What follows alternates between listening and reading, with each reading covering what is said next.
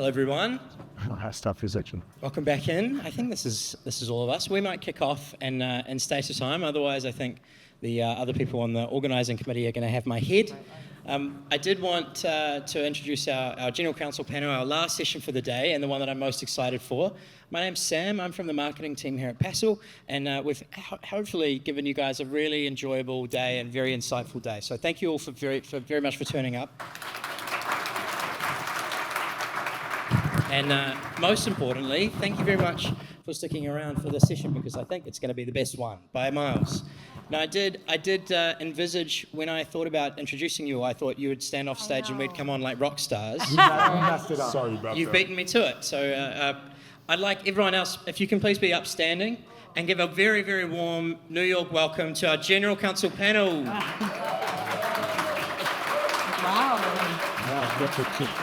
Wonderful. So today's been really good. You've heard about AI, you've heard about making change, you've heard about business development, you've heard from your colleagues in COO roles, and you've heard from experts all across the professional services landscape.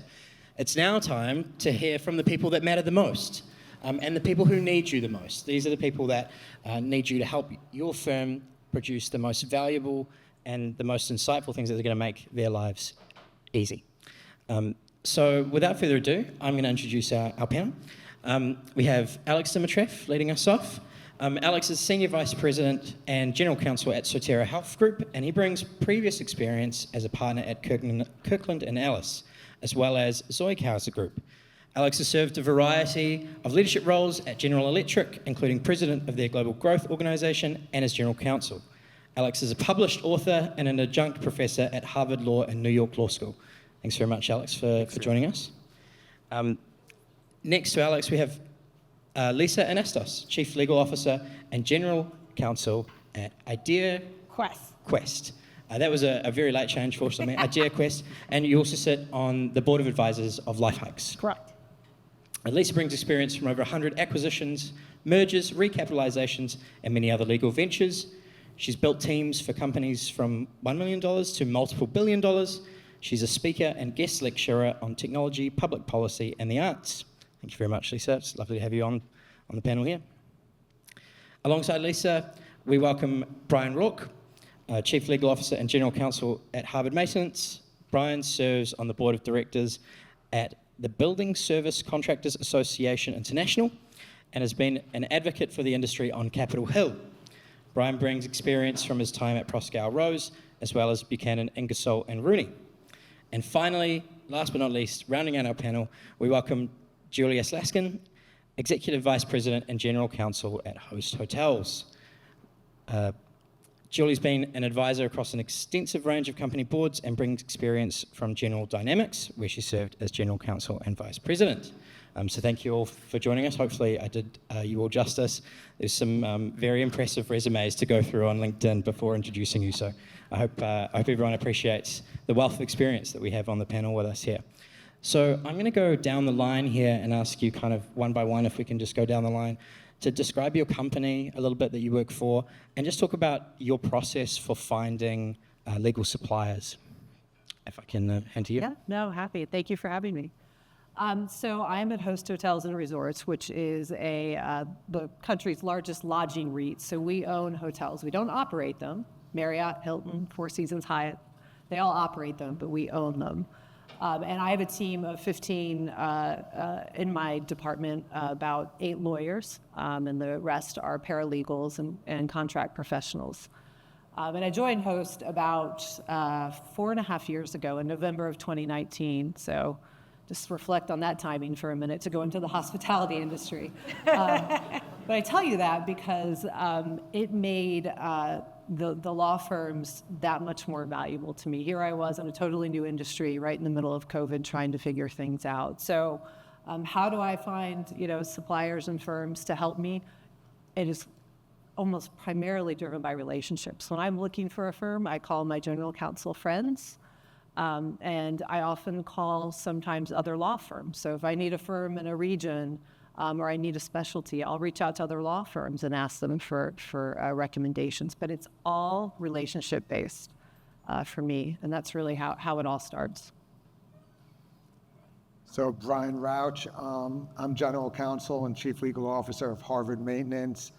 We have a few other companies. We do janitorial and security guard work in mostly commercial buildings, but also corporate campuses and industry and production facilities. We're privately owned, so husband and wife own each of the companies that I represent. One or the other of the husband and wife team own each company. A little different being privately owned, so obviously we watch things a little bit differently than if we were a public company. We look to law firms to give us advice. I have 2 lawyers who work for me and a few managers who manage my contracts, so we definitely rely on outside counsel for a lot of help, especially if we go litigate, right? One of the first things when I went in-house, and this is my first in-house job, I've been here for 10 years, but when I started, I said I will not walk into a courtroom anymore because I used to, but I don't have the technology now to do so. I can't check cases. I'm not putting my reputation on the line. That's outside counsel's job. So I always go to outside counsel for litigation and then some advice and counsel.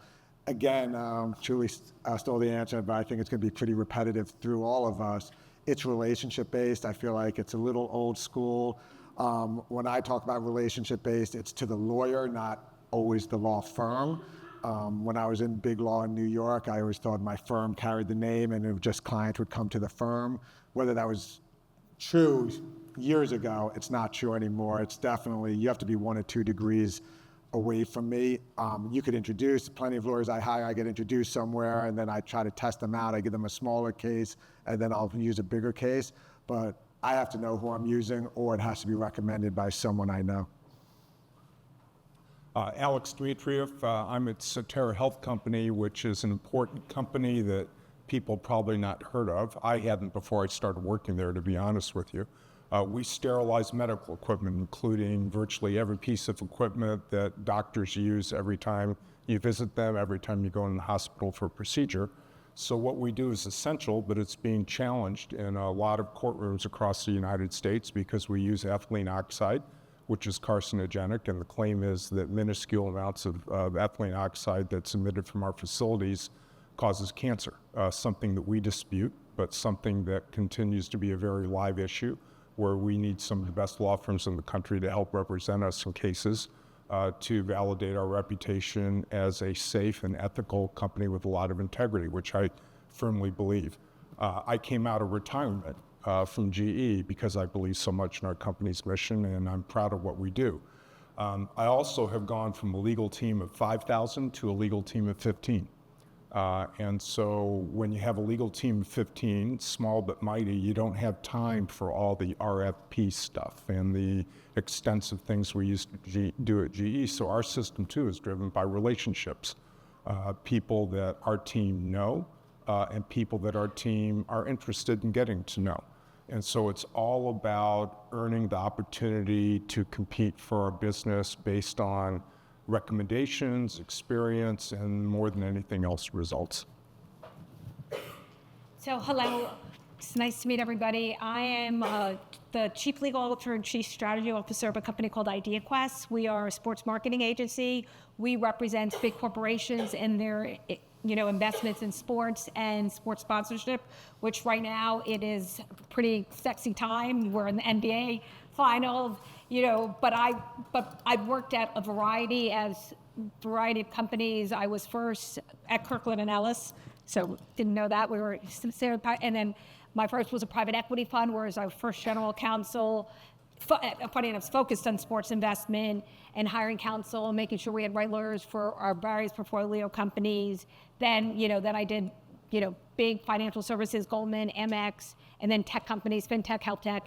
So I think it's a different process, not always just relationship, because I'm a big believer, you've got to give everybody a chance. And it's not everybody has the relationships. Like I came from Kirkland, there's, you have your spectrum of relationships, but it's very sort of elitist in a bit. And I'm part Hispanic and it's important to me to make sure it's diverse and everything. So I meet new people. I'm open to meeting new people. So I think it's important from more than just relationships are critically important, but it's also sort of being present and being at certain industry trade associations. Like, there's so many new specialties, AI, privacy, information security.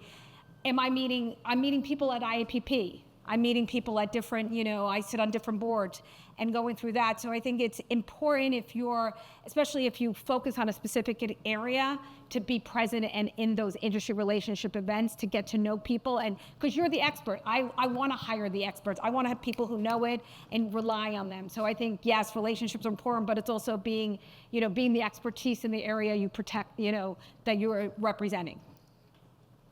Thank you so much. There's a couple of things I just want to pick up on there. So, Alex, you came out of retirement because you believe so strongly in your company. I wonder if we can just again to some of the other reasons behind why you became a general counsel. Why did you move to in-house and work for the companies that you do? As a lawyer at a law firm like Kirkland & Ellis, I was used to doing what I would call drive-by shootings with clients. And you do a case, you do a deal, and then you move on, and you don't have the continuity, you don't have the accountability, you don't see the results of your work.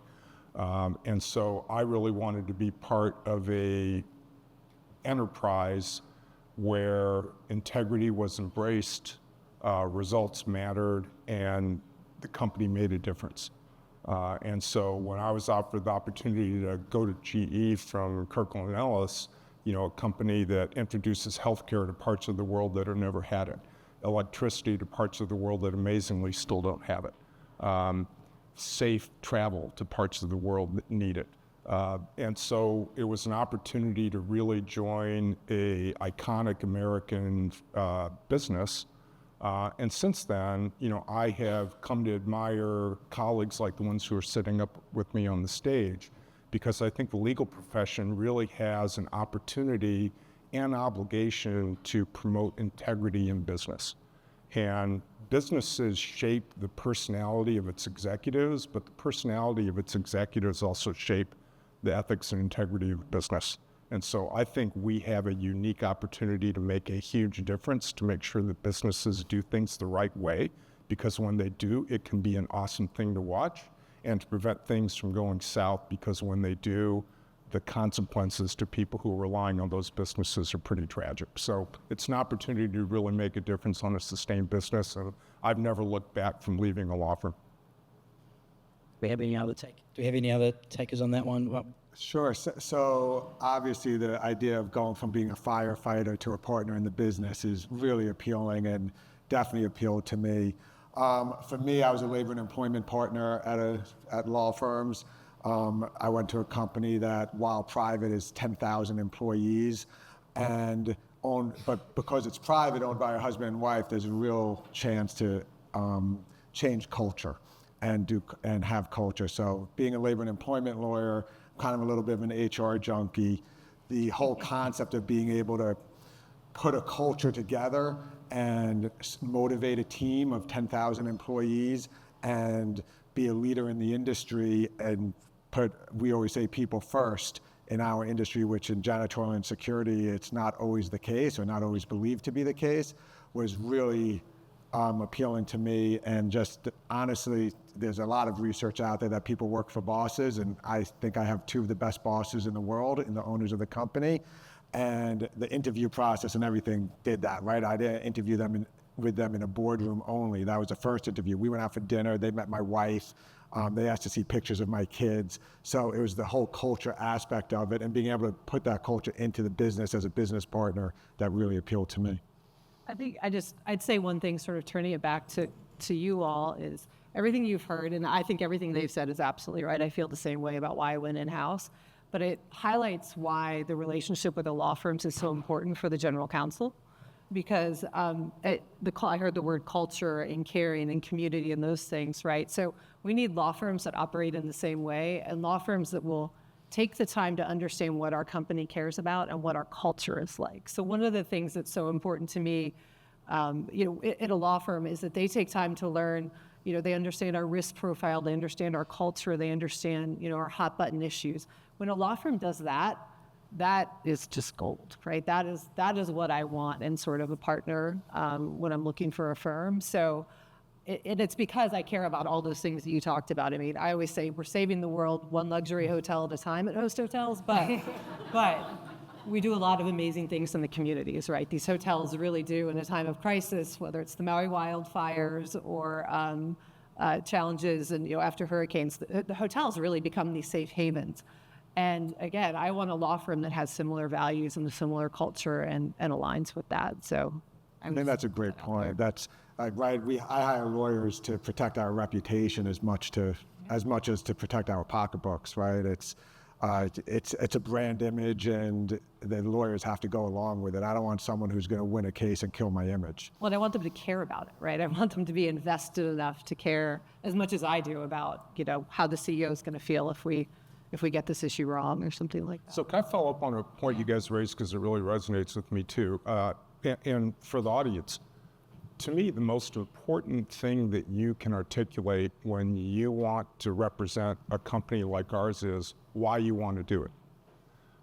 And it's not, well, because we're really great and we can provide you unique service as a law firm. That may be true, but being able to articulate what it is about a particular company that attracts you to representing them. What is it about their culture? What is it about what they do? What is it about the opportunities that it offers that intrigues the men and women at your law firm about working with us?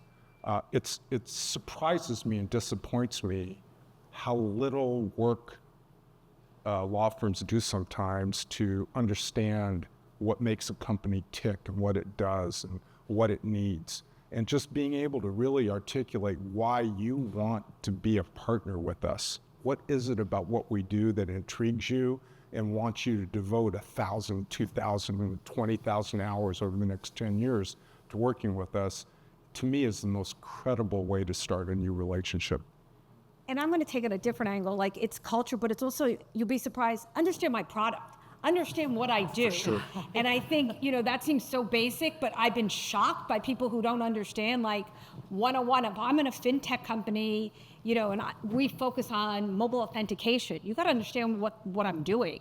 And if you don't understand the basic, like read my website, read like about me, that's a problem. Because how can you give me guidance if you don't understand what I'm doing and what perspective I'm looking at? So some of the basics, you'll be surprised how many people forget about the basics of understanding your client's customer, understanding what your clients do, because that's important, because you're going to give me better guidance. Like what I love about being in-house is I understand my company the best. As outside counsel, you're not going to understand my company the best, but you need to at least know the basics. I can take what you guide me and then add it and give back information like this is the nuances of my business. You have to understand the basic of my business to properly advise me. So that to me is like from a high level, know your customer 101. I picked up a few things there. So the relationship is very important, demonstrating that they understand your firm and understand what you provide and understand the reasons why you work for that, I think is important as well. If we can stay with you, Lisa, and maybe zoom in on how firms can demonstrate that in an appropriate way. How can someone show that they understand what you do when it's still the early days of a relationship and they're still sort of building that trust with you? Look, being on top of like the current topics is critical. Like if you're representing the privacy angle, so you're advising me on privacy, being on top of what's happening in that industry, what's happening with someday we'll have a national federal privacy law, still my fantasy, but understanding that and really understanding the nuances. So if I feel that trust, like, what's going on, how many people right now have passed, where's the recent state privacy law, where are they falling, where's the areas, what I need to be concerned about, that's what I'm looking for. I'm looking for that extra, because I'm not going to have the chance to read every update on privacy, every update on NIST. I'm looking for you to help me with that. And we can build a comfort level. And so it's just like shooting me an email. Hey, did you see this? This just came down. This just got passed. Here's what's going on in Congress. Could you want that insight? And that's where I'm looking for your expertise and your guidance. And that always helps me feel a little bit more comfortable with someone when I know they're on top of something. So they're helping my company really be at the forefront versus catching up. And I would just add to that, that we're talking about relationship and you knowing our company, but Lisa said it well, you're not going to know the company as well as we do, and I certainly do not expect you to when you come in. So I actually really appreciate curiosity. Like, I'm not going to take offense at questions. I actually will take offense when someone kind of tries to tell me what my company needs to know and they're completely wrong and they're just kind of shooting in the dark. I would much rather someone call me, and I would be really impressed if someone called me and was like, hey, we met here and I want to know more about your company to see how we could help, right? And see if we could do this, or we have this technology, we're just wondering if it would help you, and start asking me questions about it. So then the next time I speak to them, they could tailor it. And honestly, if they can't help, then recommend someone who can. The relationship works both ways to me. So I actually feel an obligation to help people and outside counsel who help me. So I've had conversations with outside counsel where they've said, hey, we're not the best firm for you. I have a friend who could do this for you and could help you out. And I tell them right then and there, next case I have that you are the right firm for, it's yours, right? Because you did this for me. Yeah, staying front of mind for the right reasons Right. is a good thing. If we can move on then from the right reasons to the wrong reasons, we've heard a little bit about what firms can do to stand out in a good way. Have you got any examples or stories, and I'm not asking you to name names, of what not to do, or a story of when a firm got it wrong? I'm going to throw straight down to there. So this is a classic story. I'm at a big, large financial services company, and we're doing this big deal. We're dealing with, there's 3 telecom companies, 3 different law firms negotiate the telecom company. It's an M&A related thing. So I have 4 basic questions. I put a spreadsheet, send it to each of the 3 law firms, just fill in the blank. And it's just major terms. You've clearly been paid a fortune of money to negotiate these, 100-page contracts. And I'm just asking for sort of information that we just need, because we're under the gun. It's a public company. 3 responses from 3 different lawyers who are leading the deal. One tries to nickel and dime me and saying, it's probably going to cost you this, and I'm going to get back to you. And you've been paid 7 digits already for this contract. The second one ignores me completely, just doesn't get back to me. The third person responds instantly and just fills in the blank. Here it is, if you have any more questions. That person who responded, I had no relationship with any of the 3, has now become my consistent outside counsel since that moment. Because you build, it's like that trust, here it is, didn't know, and then, then followed up. Their firm had a reception, invited everyone on the deal team. She followed up saying, you may have remember me, I'm the one who responded to that, filled in the blank, of course. And it built a relationship, but that's how I will always remember that relationship, starting from basic responsiveness. And then just the person who nickel and dime me, will never use that person again. And then the person that didn't respond, that's clear.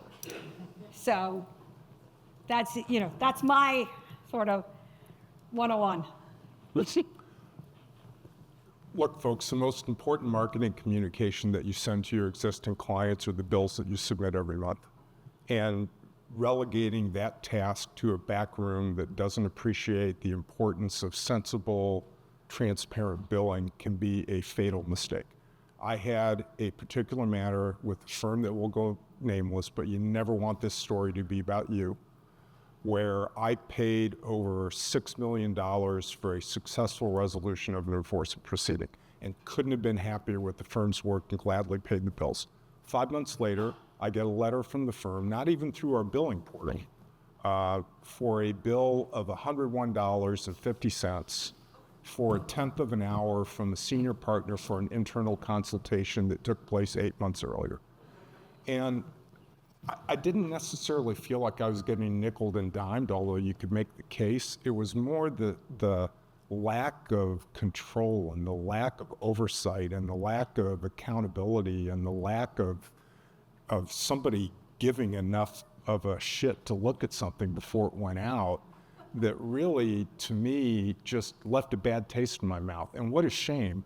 It's the classic example of snatching defeat from the jaws of victory. A fantastic job, and yet something that stupid 6 months later. And like I said, you just don't want that story to be about you. And I'm willing to bet everybody has a variation of this story that they can tell.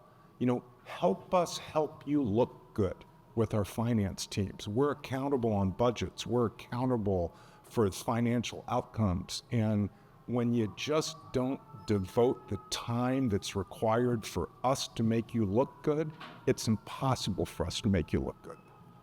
I agree. I mean, I think the administrative things, well, I was at a law firm. This is going to sound terrible, but law firms are not good at the administrative things, or partners maybe aren't good at the administrative things, lawyers, and they really can really sour a relationship. And it does usually come back to billing, to be perfectly honest. I have several stories like that. I have the opposite story where a firm neglected to send invoices, and I have hundreds of matters. I don't track what's coming in and what's coming out at that level, and sent them all 2 years later. I mean, that type of thing really, it does just make it really challenging to continue to work with a firm. So I think the more process that's put into that, the better, for sure. Along the same lines, I'll just add quickly, train your associates how to bill, right? I know when I was in a firm, I was trained how to bill, and I'm not the only one who looks at the bills necessarily. Like, sometimes I am, but sometimes other people, my CFO or the owners, look at the bill. If I have to continually explain why someone's billing for something, right, that becomes a problem. So, like, I understand an associate at some point in the night is going to have to walk to a copy machine and make a copy. I understand that happens when they're doing a brief. Probably shouldn't put 1/10 of an hour copy machine on an associate's bill, right? They should build that in somewhere else, describe it better. It's just small things, which honestly, a lot of times I won't care about because I know what happened, especially when I see it as a young associate. But if I have to constantly talk to people I report to about why the bills look a certain way or why this is billed, it becomes a problem. I just want to make everyone aware that we'll have a video of all those horror stories. If you'd like to incorporate that in your BD training for future, I think we can help, certainly help the GC community out by getting rid of some of those. I want to come from kind of horror story back to people who are doing it the right way and sort of setting the standard for rates this time. It's a hot topic for many reasons, and many people in the room will be faced with the challenge of increasing their rates and communicating that to you without damaging a relationship that they need. Has anyone got any takes on firms, or, and again, not kind of naming and praising, but any people that you've worked with that have done that really well, have had a really strong process for increasing their rates, and done that in a way that you've been able to respect, if not enjoy? Yeah, sure. Yes, and I think that the two things that typify the firms that do it well for me is, number one, they're honest and they're transparent about why they need to do it, which is to keep the amazing women and men who work at their law firms working for them and therefore working for us. We're not blind to the battles for talent. We're not blind to the need for law firms to stay competitive and attract the best women and men to work for them so that they can work for us. So a law firm that articulates the competitive imperative to keep up with rates, because rates say a lot about how much you think you're worth to clients, I think articulating it the right way is huge. And I really respect firms that say, if we don't do this, we are not going to be able to keep people like the team we have for you. And they make a very credible case. And that resonates with me. I'm sympathetic to that. The other part of it is that people should not be apologetic when they're raising rates. And I know that sounds counterintuitive, but honestly, I can't tell you how many times somebody said, wow, I really don't want to do this, but my partner's making me do this, or the managing partner or the firm committee is making me do this. And the second you say that, I just shut down. Because if you don't believe that the rate increase you're asking for is justified, why should I believe that it's justified? And I think this instinct that people have to almost be apologetic when they're asking for an increase in what they think they're worth on behalf of their colleagues is really self-defeating. So I think you have to have the courage of your convictions. If you're going to ask for a rate increase, articulate the reasons transparently, credibly, and grounded in the war for talent, which is something that we all appreciate and we all know is really real. I would add to that. I completely agree. I think the other thing is when a firm comes ready to talk about alternative fee arrangements as well. I do have some in place. We have some, I think, arrangements that are great for the company, but also great for the firm. I have found that I usually have to raise that. And I tell you, if a law firm came to me and said, hey, we were looking at your spend in, securities work, and there might be a way for us to create an alternative flat fee arrangement here or something, something along those lines, or a blended rate for the associates. I mean, that would be amazing if someone actually raised that affirmatively. They tend to agree when I propose it on my end, but it would be really great to know the firms are sort of thinking that way as well, because it really can be a win-win. I mean, I know law firms generally don't like them because it tends to help the company more, but I check in with my firms regularly, and they're very happy with the arrangements. So I think I would just encourage people to think proactively about that. And just do it in advance, right? Before our budgets are set. Right. When I have the invoice on my email system and then I get a phone call, oh, by the way, we had to increase rates, that doesn't go over well. But the best way it's been handled is I've had firms call me and say, hey, we know we've been giving you this rate for a while. We do have to increase. We'll increase in X months, right? The next few months we'll keep, or even better, the matter you're already budgeted for, we could keep at the rates, but the next matter you give us is going to have to be slightly higher. That's the best way, so I could keep my budgeting straight and I could keep everyone's expectations in line. And clarity and transparency is critical.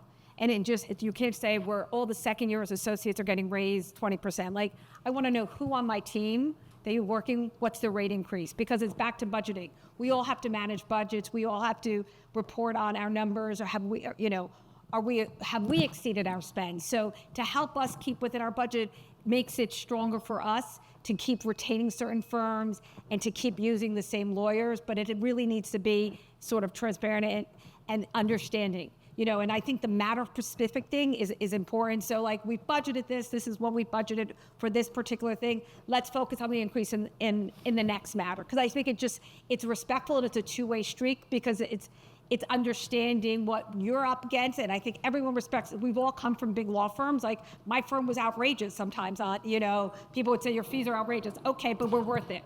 And I used to feel very confident saying that. And I think to your point exactly, saying, be transparent, saying this is it. We're keeping talent. We have to pay them. We want to be competitive, and this helps you. So, but it's transparent and clear. Here's how much we're increasing, and this is the real value. This is not 20%. This person's going from 500 to 600, and just give me the numbers, so that in my mind I know where I could fall.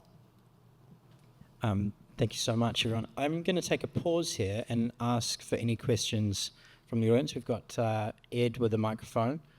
I have a couple more, but we'll take one from over here. Yes. Thank you. Chris Hines from Steptoe. In both your current and in your previous roles, how often are you having to justify your choice of a particular lawyer to members of the senior management team and things like that? And how does that then balance with your desire maybe to go with your preferred attorney versus maybe a panel firm or someone else, which you know has already been signed off by others sort of in that senior role? I'll say kind of glibly, when I lose a case, I have to justify who I chose. And when the bill's too high, right, when I blow a budget. But I will say, that's where the relationship comes in. I'll defend my outside counsel to the end. Right? We make decisions to pick outside counsel for certain things. There's always going to be a case that's lost, and there's always going to be fees that you didn't expect. So it goes to the transparency. As long as I know what's happening and why it's happening, I can explain it to everyone else. So I always tell my outside counsel, give me a chance to defend you if you think something's going to go wrong. Don't hide it from me, because if it's a surprise, there's nothing I could do. But I'll defend my outside counsel, my choice. I think we make good decisions on outside counsel. We vet them. It's not the best thing, but unless you're the absolute expert on something I've never dealt with before, you're not getting a bet my company case as your first case. I'm going to test you out first.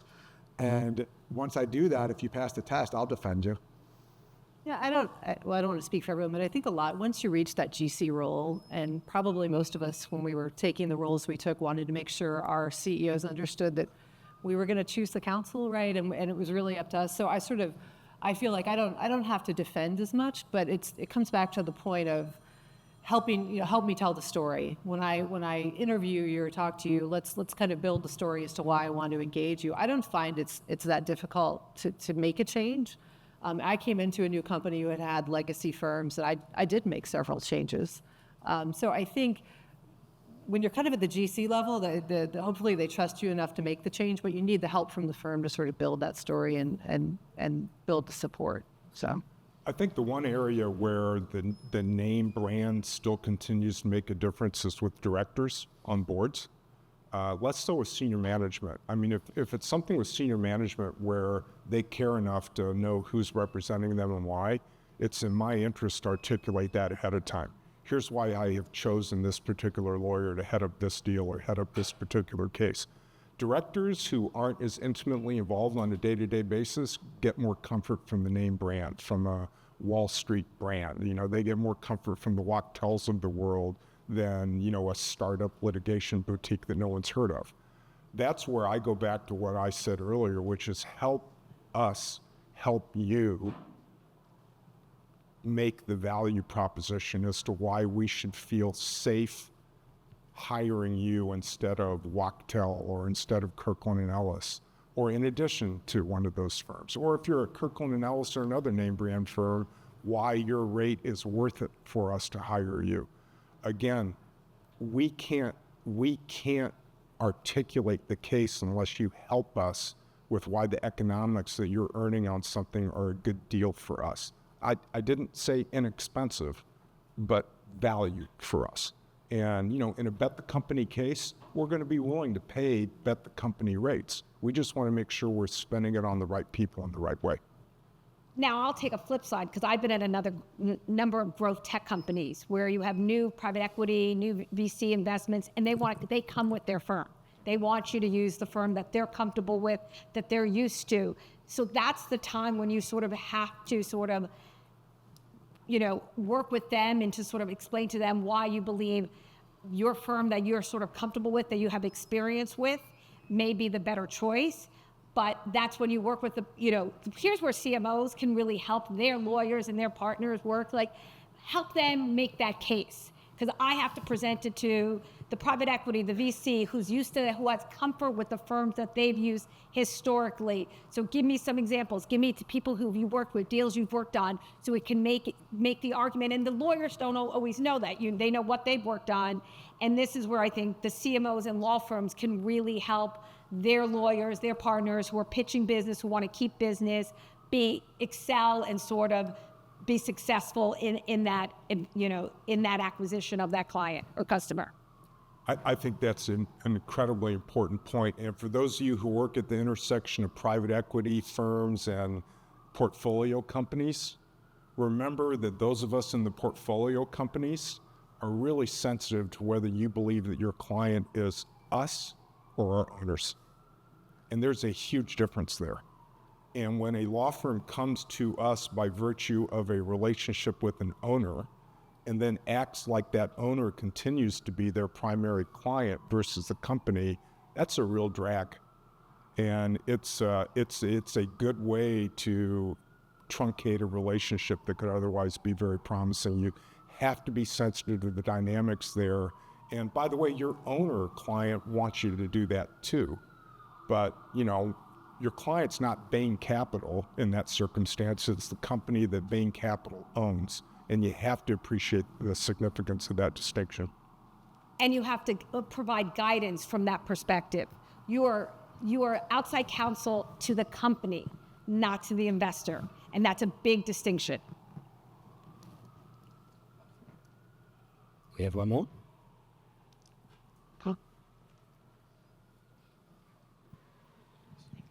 Hi, Jennifer Carr, Fury Rubel. So I have found that a lot of partners are really focused on exclusively the relationship with the General Counsel, which is incredibly important, but sometimes comes at the cost of neglecting other really important members of your legal departments. And then we conversely hear from clients that they really value tools, resources, training opportunities for the important members of their legal department. So I was just wondering if you could speak to any examples you have, or the values that you see law firms have offered that have really made an impact on the entire team that you have really valued in your relationships. Thank you. That's a great question. Yeah, so two things I'd say. One is, and I wanted to get this in-person meetings still matter. They matter hugely, quite frankly. I think law firms have really stepped away from that. So I love when a firm brings their team in or invites us to the firm, and us, not just me, but my full team. We've been doing that a lot lately, actually. It's sort of it was one of our goals this year, was to re-engage with our law firms in person. And so bringing my whole team in and talking about current topics, I tend to sort of, talk to the partner ahead of time and say, here are things that we're focused on. It's almost like a free training for the department, keeps everyone current, builds the relationship. So I think that's incredibly important. And I think just to the training point, I just had a firm in a few weeks ago who had reached out. It was not on my radar screen, but reached out on an AI-related issue, AI, of course, that they wanted to talk through. And they said, we'd love to come in and talk to your team for a half hour, 45 minutes, free of charge, of course, happy to do it. So brought them in, and it was a firm we really hadn't used that much. And we absolutely will use them now. And we'll use them on AI, which is going to be something that's going to be around for a while. So I'm a big believer that we need to sort of re-engage on that personal level with the full team. I think it's incredibly important. So providing resources to us is incredibly valuable. Like at my company, I have a small legal team, but we're in 47 states, and God knows how many localities. Keeping track of all of it's difficult. A lot of law firms have technology and resources to do that. That's helpful. Getting along with the people who work for me is helpful, because honestly, they're on the cases a lot more than I am on a day-to-day basis. And training them is very important. And then all the alerts, right? And I know most of you send out alerts when they're targeted towards my company. So I see me. Like if you send me something that's international law and I'm not doing international law, it's not really valuable. Then all your important stuff gets lost in my email. But when it's targeted to me and it's kind of a short little statement, and then I personally with a link that I could get more details, so I could read the 3 sentences and say, hey, this is interesting, let me go see more. That's really helpful. But don't send them on Monday, because I do all my reading on the weekends. So if it comes out on Monday or Tuesday, it's lost. Send it later in the week. And a simple thing is a lunch and learn. Offer your clients lunch and learns. Everyone knows what a lunch and learn is. It's like, here, would this be, are you interested in this? You sort of know, back to the point, you know what your client, your customer, what area they're in, knowing their product. So what is the area that's relevant to them, that that there's something new that came out. Simple lunch and learns, you have FaceTime, and it's for the team. And one of the things that's so critical, when someone on my team calls the law firm, respond to them. It doesn't always have to be me. And that's one of the things that's so frustrating. Don't disrespect anybody on my team, because I will never use you again. And that's like a black and white thing. You've got to respect my whole team, even my the juniorest person on my team. Please get back to them, timely. Yeah, the kiss of death is when someone comes in your office and tells you that someone who returns your calls within 15 seconds never returns their calls. And it's just the double standard there is just something that we can't tolerate as General Counsel, and it's really the kiss of death. The other ugly little reality is that at large companies, General Counsel very rarely are the ones making hiring decisions. I mean, in all honesty, by the time it got up to me at GE, it was pretty well baked. And so to me, the focus ought to be on the people who are actually working with the law firm every single day and developing those relationships. And then the good word spreads up through the internal value chain in a way that you want it to. So I would encourage people to focus most of their efforts on the frontline lawyers who are doing the work rather than the general counsel, because to me, that's where you really get the dividends from the investments you made. Wonderful. We have one more. Thank you for very generous information. I appreciate this panel. I know legal marketing DC panel would be complete if somebody didn't ask, what do you think of chambers and do you use them? Bravo. Just don't make me do too many chambers interviews. I don't use it much anymore. I used to. Sorry, I don't know if that's good or bad. I mean, but it used to be, pretty regular thing. But I really do. It's so much now. Recommendations from other people. I mean, if it's almost like a last resort. If I can't find anybody, then I'll go to chambers. But not so much. Any other take? The same. There are a lot of resources out there. It's one of them. If I don't have a relationship, it's one of them. But there's a lot of other resources out there as well. Wonderful. And I think on that, we're going to close. I'd like to thank all of our very, very generous GCs who've taken time out of their day. We, unfortunately, like Connor said, we blew all the fee for the event on the venue, and so we haven't been able to give you guys the huge bonuses that you'd asked for to come on. But you've so generously donated your time, donated your insights, and donated your expertise. And I speak for everyone in the room, and I say we're all very, very grateful for that. So, big love you.